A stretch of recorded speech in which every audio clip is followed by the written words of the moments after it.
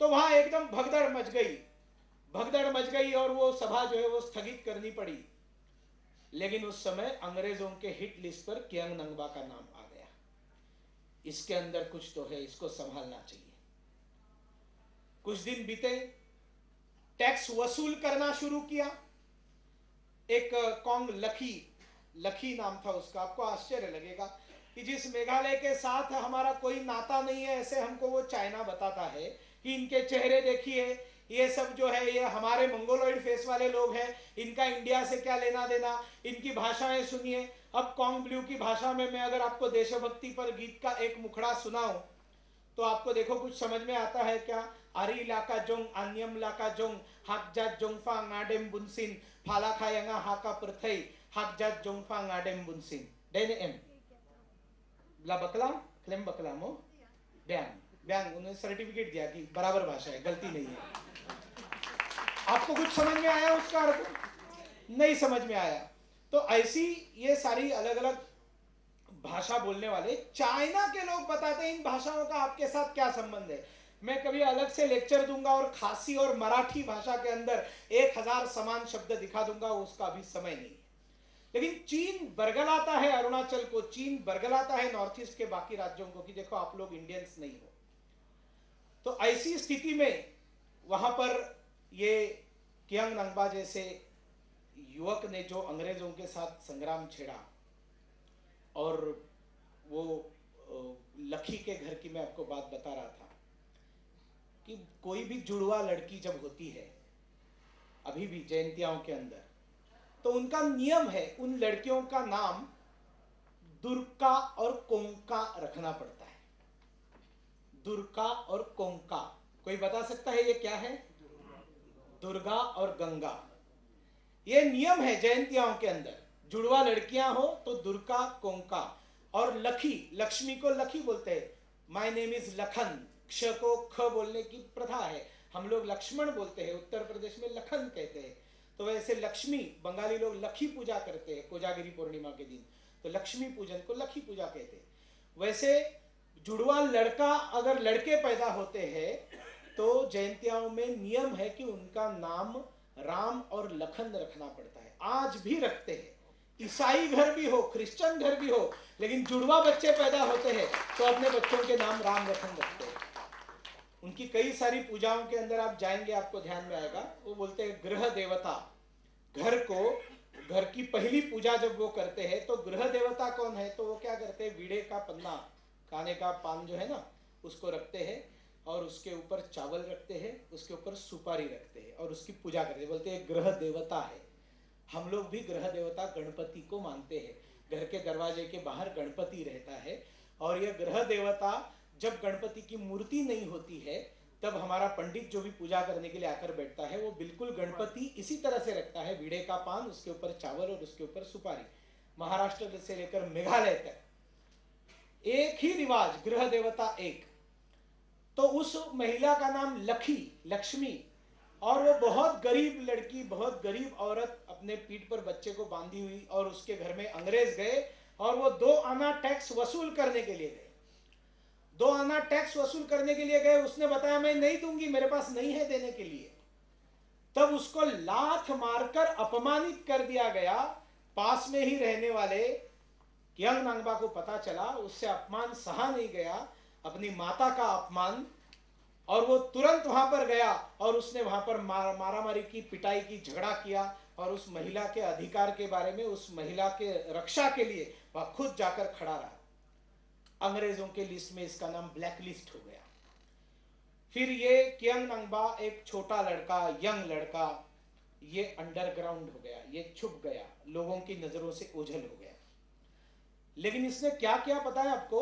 ये सारे 12 डोलोई के घर में गया, इनके गांव में गया, उनसे मिलने के लिए गया और उनको संगठित किया। ये बात मजाक की बात नहीं है।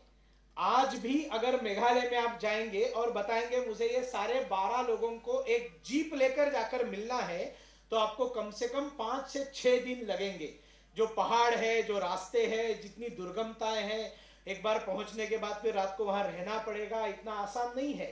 ये 12 डोलोई के पास जाना ये आज की बात अगर है 2012 की, तो याद करके देखिए 1835 के समय क्या सिनेरियो रहा होगा। कोई कम्युनिकेशन नहीं, बिजली नहीं, पुराना जमाना जहां पर इतना जिसको बैकवर्डनेस कहेंगे, वहां पर कियांग नंगबा ने पैदल ये सारे डोलोई के एक एक के घर गया, 12 राजाओं के घर गया, और अपने मन के अंदर जो स्वाधीनता की चेतना थी उसको उनके मन के अंदर प्रज्वलित किया, उनके अंदर के स्वाभिमान को ललकारा। अरे तू तो राजा है, तू क्या कर रहा है? तेरा राज्य जा रहा है, तेरी जनता के ऊपर अत्याचार करने के लिए बाहर का गोरा अंग्रेज आकर बैठा है और तू आराम से घर में बैठा है। तुम्हारा कर्तव्य नहीं है जनता के प्रति?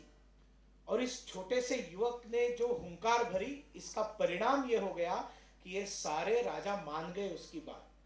उन्होंने कहा आज तक कोई बताने के लिए नहीं आया था। खैर, बताने के लिए जाने की कोई आवश्यकता नहीं थी, स्वयं प्रेरणा होनी चाहिए थी, लेकिन नहीं होती है स्वयं प्रेरणा, तो कियांग नंगबा जैसे कुछ लोगों को खड़ा रहना पड़ता है।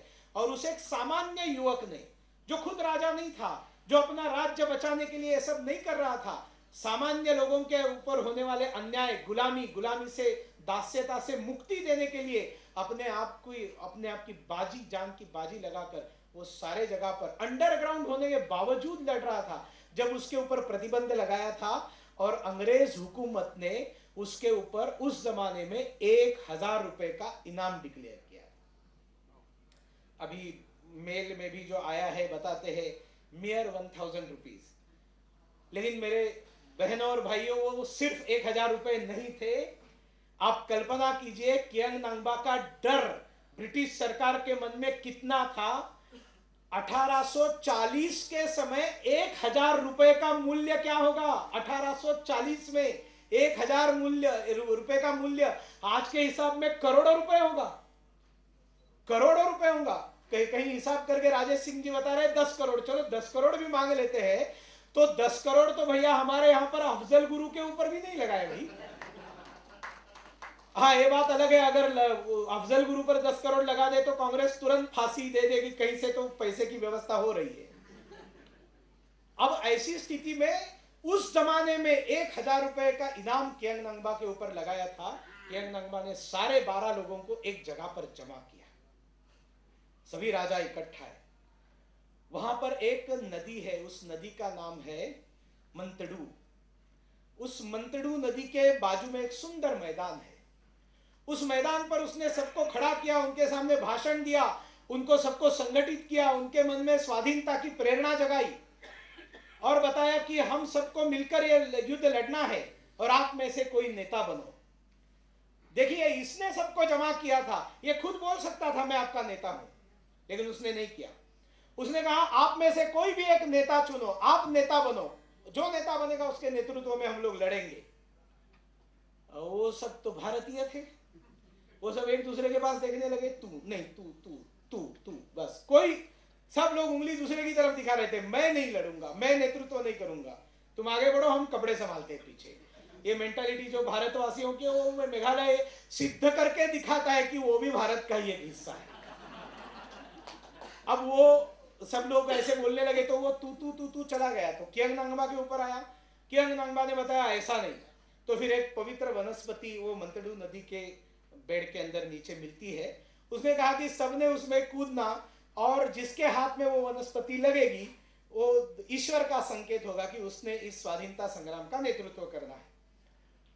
तो सभी जयंतिया डोलोई ने डुबकियां लगाई अंदर, 12 के 12 लोगों ने डुबकियां लगाई, उनको तो कोई वनस्पति मिली नहीं।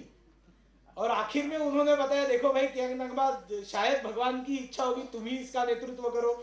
तो वो ईमानदार था, वो डुबकी लगी तो नीचे ही वनस्पति दिखाई दे रही थी, वो तो उठाकर ऊपर लेकर आया और फिर सब लोगों ने मिलकर उसको नेतृत्व दे दिया कि तुम लीड करोगे। और फिर आगे के 10-12 साल अंग्रेजों के लिए नरक के समान थे, नरक के समान। जहां भी जाओ उनको विरोध का सामना करना पड़ता था। जिस गांव में जाओ टैक्स देने के लिए लोग तैयार नहीं। तुम बताओ धार्मिक उत्सव नहीं करो, तू जा, तेरे घर जा, तेरे से हमको कुछ लेना देना नहीं, हम हमारा उत्सव करके रहेंगे। जो सोया हुआ समाज था अचानक खड़ा हो गया और गांव गांव में अंग्रेजों का विरोध होने लगा। और विरोध जैसा बढ़ता गया वैसे बाद में वो 1000 रुपए का इनाम डिक्लेयर किया कि कम से कम उस लालच में तो कोई बताए। आज भी हेल्थ की बहुत बुरी स्थिति है मेघालय के अंदर। मैं तो जब मेघालय में गया था तब छोटे छोटे बीमारियों के लिए बांग्लादेश के सीमा के वहां बांग्लादेश में जाकर डॉक्टर से दवा लेना पड़ता था। आज भी ऐसी स्थिति है बॉर्डर्स के ऊपर, क्योंकि सीमा तो कोई एग्जिस्ट करती ही नहीं है। 25-25, 50-50 के ग्रुप में बांग्लादेशी घुसपैठिए आराम से घुसकर आ रहे हैं। दिन में 6000 बांग्लादेशी भारत में घुस रहे हैं। यह सेंट्रल गवर्नमेंट को दिया हुआ आईबी का रिपोर्ट है। अब वो दिन के 6000 मतलब साल के 22-22.5 लाख बांग्लादेशी भारत के अंदर घुस रहे, किसी को चिंता नहीं है उस बात की। मैं हेल्थ की बात कर रहा था। वहां पर बहुत बड़े पैमाने पर मच्छर है। आसाम में मच्छर बहुत प्रसिद्ध है और मच्छरों के कारण मलेरिया का प्रकोप भी बहुत ज्यादा है। अभी जाकर कहीं मलेरिया को कंट्रोल में हम लोगों ने लाया है और मेघालय में तो फाल्सीफेरम मलेरिया बहुत बड़े पैमाने पर होता है लोगों को, वो जो ब्रेन तक चला जाता है, वो जो ज्वर। अब ऐसी स्थिति में उस जमाने में कियांग नांगबा को मलेरिया हो गया और वो तो आखिर में शारीरिक बीमारी के कारण वश हो गया, वो प्रवास नहीं कर पा रहा था। तो जो हमारी बहन जी बता रही थी, आज कार्बी आंगलोंग में जो गांव आता है उस गांव में वो छुपा हुआ था। लेकिन देखो कैसे हमारे ही देश में पीठ में छुरा भोंकने वाले लोग रहते हैं। 1000 रुपए के लालच के कारण उसी गांव के जयंतिया उसके स्वजातीय लोगों ने अंग्रेजों को खबर दी कि यहां कियांग नांगबा छुपा हुआ है। अंग्रेज कियांग नांगबा को लेकर गए। कहीं भी छुपाकर कहीं भी फांसी दे सकते थे। लेकिन आज भी चलिए कभी मेरे साथ जोवाई में, सरे बाजार में आज उसका स्मारक है, छोटा सा सरे बाजार में, बाजार के बीचों बीच कियांग नांगबा को फांसी लगाया। हजारों की जनता के सामने फांसी लगाया है अंग्रेजों ने। नीचता, क्रूरता, बर्बरता की पराकाष्ठा है। क्यों सबके सामने फांसी लगाया है? ताकि ऐसी हिम्मत और कोई नहीं करे जो कियांग नांगबा ने की है हमसे लड़ने की। और ऐसे करने से सजा कैसे होगी? तो सबके सामने इस तरह से हम सजा देंगे। इस तरह से अंग्रेजों ने सबके सामने, जिसको अठौड़ा बाजार जो है, उस अठौड़ा बाजार का नाम मुसियांग है। तो यो मुसियांग जोवाई का मेन मार्केट, सेंट्रल मार्केट में कियांग नांगबा को फांसी चढ़ाया गया। फांसी में हम लोगों को तो पता है, भगत सिंह, राजगुरु, सुखदेव, इन्होंने हंसते हंसते फांसी की माला जो है उसको पुष्पमाला की तरह अपने गले में डाल लिया था। तो उसके तो दाखले दिए जाते हैं, उसके ऊपर फिल्में बनती है, लोग जानते हैं इस बात को, उनसे प्रेरणा भी हम लोग लेते हैं, उसमें कोई गलत बात नहीं है। हाँ, एनसीईआरटी को लगता है गलत बात है तो वो उनके इतिहास के पुस्तकों में भगत सिंह, राजगुरु, सुखदेव को जो है वो आतंकवादी कहते हैं। आज भी वो पुस्तक में आतंकवादी लिखा हुआ है, उसको निकाला नहीं गया है। लेकिन हम सब लोग एक डायनासोर की तरह एक समाज होकर बैठे, ये चेतना हमारे अंदर कहां चली गई। लेकिन उस कियांग नांगबा ने भी हंसते हंसते फांसी को गले लगाया। और गले लगाने के बाद उसको जब बताया गया अंतिम इच्छा क्या है तुम्हारी, तब उसने अंतिम इच्छा में अपना एक वाक्य कहा, जिस वाक्य का दोनों ने उल्लेख किया कि अगर मुझे फांसी पर चढ़ाने के बाद, आप तो जानते हैं फांसी होने के बाद गर्दन जो है वो झुक जाती है।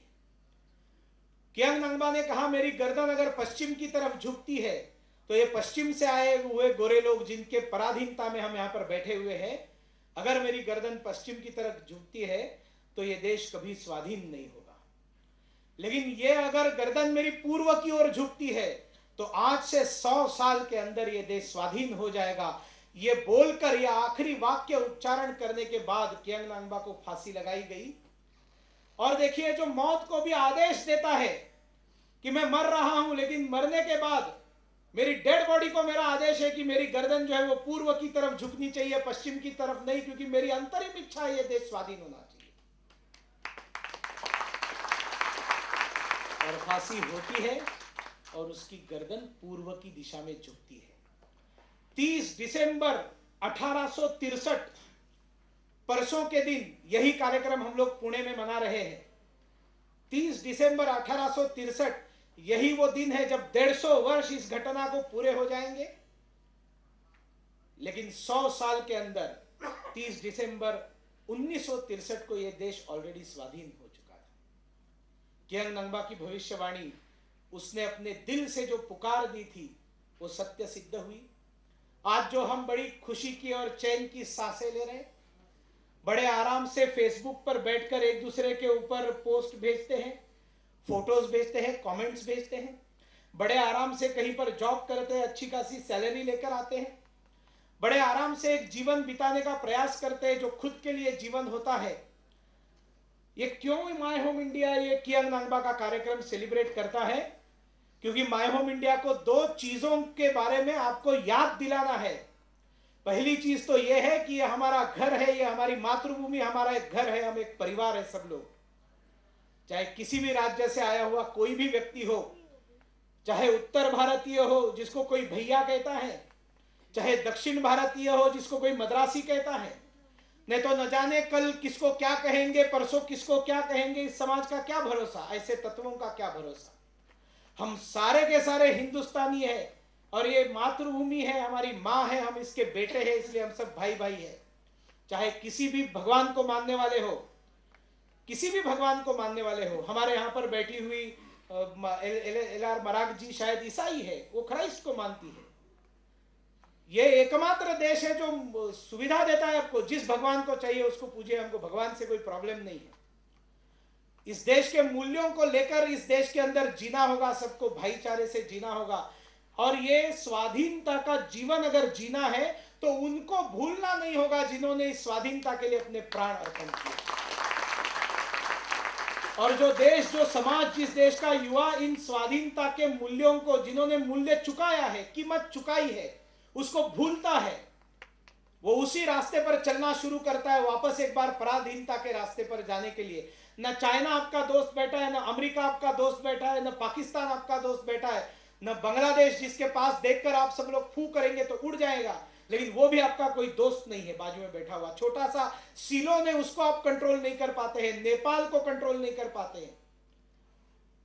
सारे दुश्मन चारों तरफ से बैठे हुए हैं और हम लोग सिर्फ अपने ही कार्यकलापों में अगर व्यस्त रहेंगे और हमारे अंदर सिर्फ वो एक हावी रहेगा, एक विचार, मैं और मेरा परिवार, मेरा स्वार्थ, जो कुछ भी है सब मेरे पास आना चाहिए, दूसरे का विचार जिसमें से निकल जाएगा, उसमें से फिर दलित पीड़ित शोषितों का विचार निकल जाएगा, आदिवासियों का निकल जाएगा, महिलाओं का निकल जाएगा। और फिर कहां महिलाओं का शील रहेगा? जो मुंह काला हो गया दिल्ली के अंदर, वो उन 4-5 लोगों का मुंह काला नहीं हुआ है, पूरे विश्व में हम सब लोगों का मुंह काला हुआ इन घटनाओं से। तो ऐसी शेमफुल जनरेशन के नाते उभरने से कौन निकालेगा हम इन सब बातों को?